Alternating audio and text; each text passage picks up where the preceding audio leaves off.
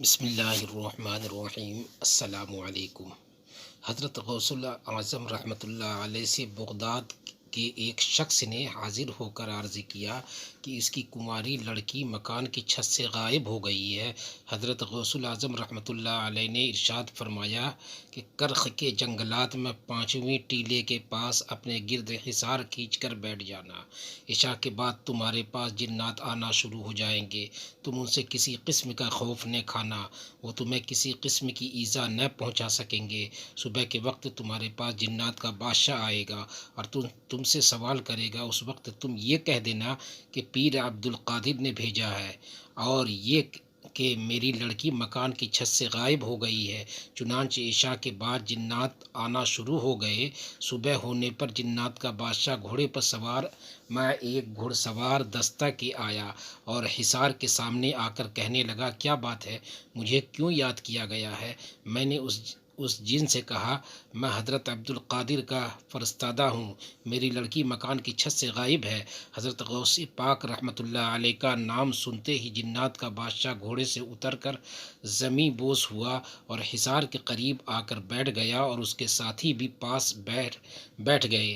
جنات کے بادشاہ نے فوراً اپنے ساتھیوں سے کہا، یہ نامعقول حرکت کس مردود نے کی ہے؟ تھوڑی دیر کے بعد ایک سرکش جن بادشاہ کے روبرو پیش ہوا، اور اس کے ہمراہ میری لڑکی بھی تھی۔ بادشاہ نے نہایت غضب و غصے کا اظہار کرتے ہوئے اس سرکش کی گردن اڑا دی اور میری لڑکی میرے سپرد کر دی۔ حیات الحیوان میں ہے کہ حضور اقدس صلی اللہ علیہ وسلم نے فرمایا ہے، حق تعالیٰ نے جنات کو 3 قسموں پر پیدا کیا ہے۔ ایک قسم جنات کی وہ ہے جو حشرات الارض کی صورت میں ہوتے ہیں، دوسری قسم وہ ہے جو ہوا میں ہوا کی طرح رہتے ہیں، تیسری قسم جنات کی بنی آدم جیسی ہے۔ جنات کی 3 خصوصیات شیخ عبد الوہاب شعرانی رحمۃ اللہ علیہ نے لکھا ہے کہ جنات 3 خصوصیتوں کے حامل ہیں۔ جنات دنیا میں انسان کو نظر نہیں آتے، مگر جنت میں انسانوں کے ساتھ مل جل کر رہیں گے، دنیا کی طرح انسانی نظروں سے محجوب نہ ہوں گے۔ 2 جنات جو شکل و صورت اختیار کرتے ہیں یا جس مخلوق کا روپ اختیار کرتے ہیں، ان کی آواز بھی اس مخلوق جیسی ہو جاتی ہے۔ تیسری خصوصیت یہ ہے کہ جب کوئی انسان اس کو قسم دیتا ہے تو وہ اس کو پورا کرنے پر مجبور ہوتے ہیں۔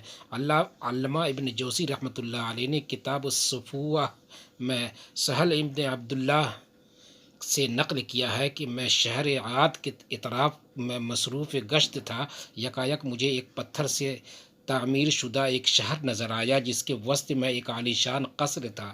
جب میں اس قصر میں پہنچا تو میں نے اس قصر کے صحن میں ایک عظیم الجثہ بوڑھے کو جبہ پہنے ہوئے دیکھا۔ میں نے اتنی لمبی چوڑی مخلوق کبھی دیکھی نہ تھی، حیرت و استعجاب میں پڑ گیا۔ اس جن نے مجھ سے کہا کہ یہ جب میرے جسم پر 700 برس سے ہے، یہ آج تک کہیں سے پھٹا نہیں۔ کپڑے جسم کے میل کچیل سے پھٹا نہیں کرتے، حرام غذا اور گناہوں کی نجاست سے پھٹتے ہیں۔ اسی جبے کو پہن کر میں حضرت عیسیٰ علیہ السلام سے ملاقات کر کے ایمان لایا، اور اسی جبے کو پہن کر میں نے حضور صلی اللہ علیہ وسلم کی زیارت کی اور مشرف باسلام ہوا۔ تفسیر فتح العزیز میں ہے کہ جنات کے 4 فرقے ہیں۔ پہلا فرقہ کافر جنوں کا ہے جو اپنے کفر کو پوشیدہ نہیں رکھتے۔ یہ صالح و مسلمان جنات سے اسی طرح لڑتے اور فساد کرتے ہیں جس طرح انسانوں میں مذہب کی بنیاد پر جھگڑتے ہوتے ہیں۔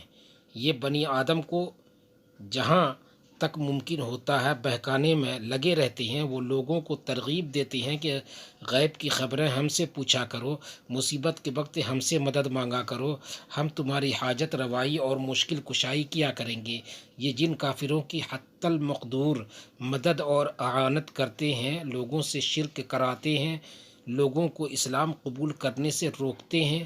دوسرا فرقہ منافق جنوں کا ہے جو اپنے آپ کو مسلمان ظاہر کرتے ہیں، مگر اپنے پوشیدہ مکر و فریب سے آدمیوں کی خرابی کے در پہ رہتے ہیں۔ ایسے جنات اپنے آپ کو ولی یا بزرگ کے نام سے بھی مشہور کر کے لوگوں سے اپنی تکریم کراتے ہیں۔ تیسرا فرقہ فاسق جنوں کا ہے۔ یہ جنات آدمیوں کو طرح طرح سے ستاتے ہیں۔ ایسے جن نظر و نیاز، مٹھائی، پانی، شربت وغیرہ اپنے واسطے سب کچھ قبول کر لیتے ہیں۔